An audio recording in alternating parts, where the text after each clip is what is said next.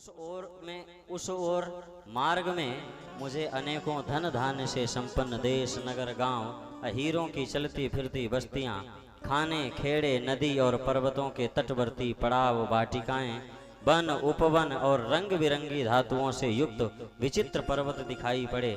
कहीं कहीं महाराज वृक्ष थे जिनकी बड़ी बड़ी शाखाएं हाथियों ने तोड़ डाली थी। शीतल जल से भरे हुए जलाशय भी थे जिनमें देवताओं के काम में आने वाले कमल थे। उन पर पक्षी तरह तरह की बोली बोल रहे थे। बोले, यह सब दृश्य देखता हुआ मैं चलता जा रहा था। चलते चलते मेरा शरीर और इंद्रियां शिथिल हो गईं। मुझे बड़ी जोर की प्यास लगी। भूखा तो था ही, वहां एक नदी मिली। उसके कुंड में मैंने स्नान किया, जलपान और आचमन किया। इससे मेरी थकावट मिट गई। बोले, उस बीजन वन में एक पीपल के नीचे आसन लगा करके मैं बैठा और उन महात्माओं के द्वारा दिया गया जो मंत्र था, जो नाम था, जो कुछ भी मैंने सीखा था,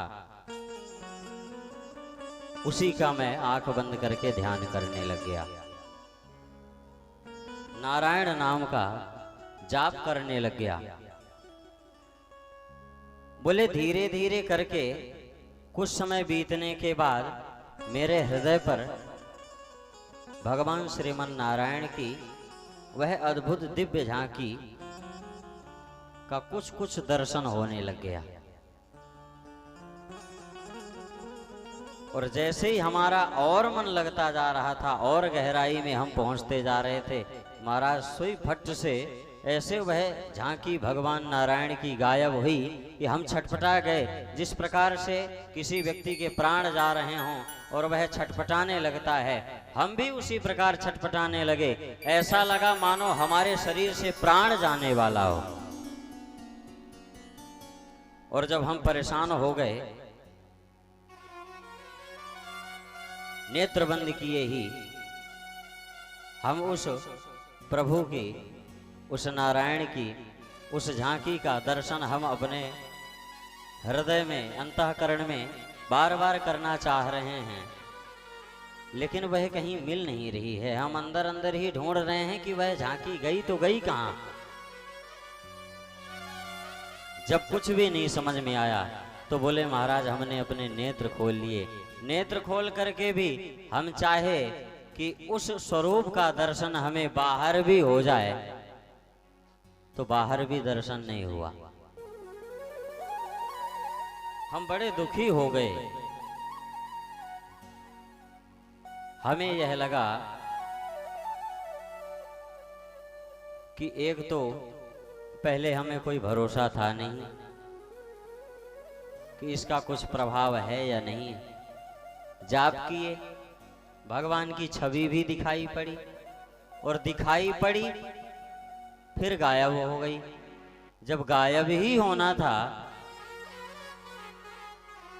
तो उस परमात्मा ने इस झांकी का दर्शन हमें कराया ही क्यों?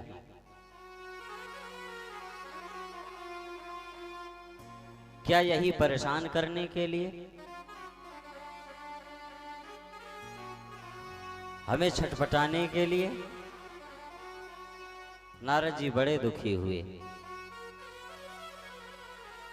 और परमात्मा की प्रेरणा से नारद जी को दुखी देख करके एक आकाशवाणी हुई। नारद जी, हमें खेद है कि आपको हमारा पूर्ण रूपेण दर्शन नहीं मिल पाया है। इस बात के लिए हमें खेद है।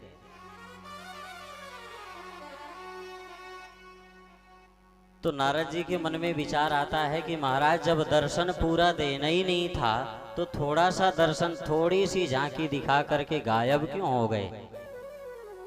तो उसका भी जवाब मिलता है क्या? बोले, नारद जी,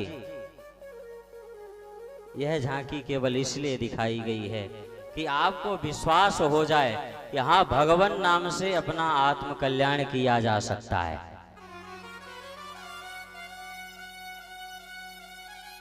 नहीं तो हम किसी भी कार्य को करते रह जाएं, कार्य के हम मध्य में भी पहुंच जाएं और हमें कोई सफलता नहीं दिखाई पड़े ना, तो हमारी अश्रद्धा बढ़ने लग जाती है, श्रद्धा घटने लगती है।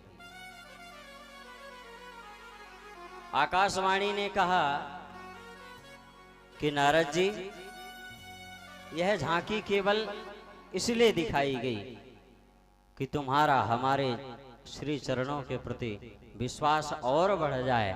हमें खेद है कि इस जन्म में तुम हमारे स्वरूप का दर्शन, हमारी कृपा को पूर्ण रूपेण नहीं प्राप्त कर पाए हो, लेकिन अगले जन्म में तो तुम्हें हमारी कृपा अवश्य प्राप्त होगी।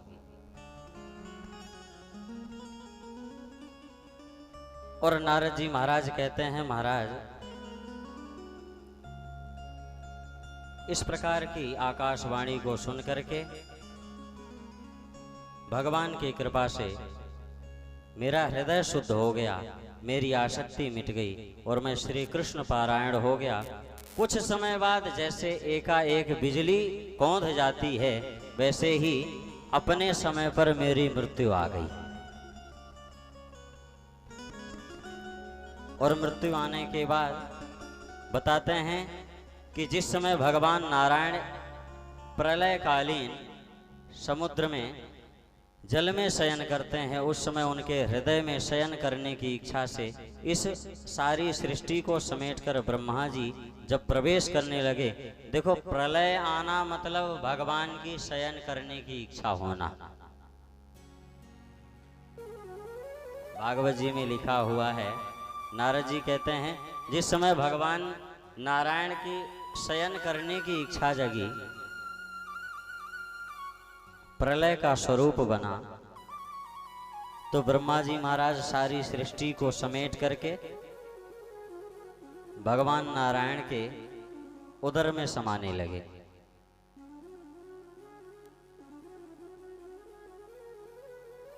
और कहते हैं कि उन्हीं समस्त सृष्टि के साथ में मैं भी ब्रह्मा जी के साथ भगवान नारायण के उदर में प्रवेश कर गया।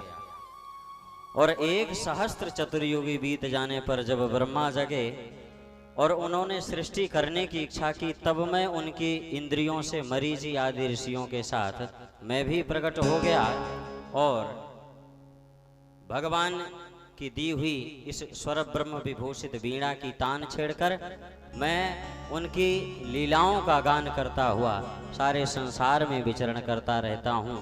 श्री सूत जी महाराज कहते हैं, शौनकादिकों, देवर्षि नारद ने व्यास जी से इस प्रकार कहकर समझाया, बताया कि महाराज, नाम की यह महिमा है, उन साधुओं महात्माओं के द्वारा प्रदान किया हुआ केवल एक नाम मुझे आज यहाँ तक पहुँचा दिया है।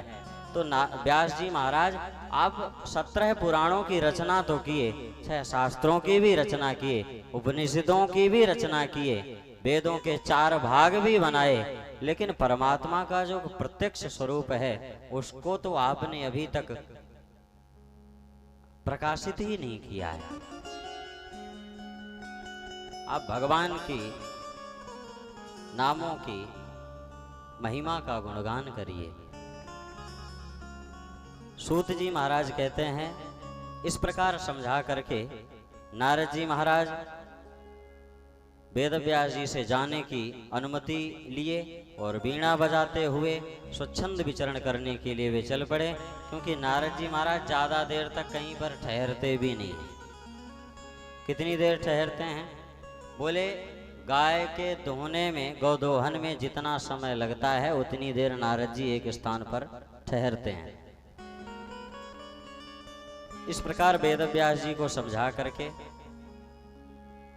नारद जी वहां से नारायण नाम का आश्रय लेकर के श्रीमन नारायण भगवान का संकीर्तन करते हुए वहां से प्रस्थान करते हैं।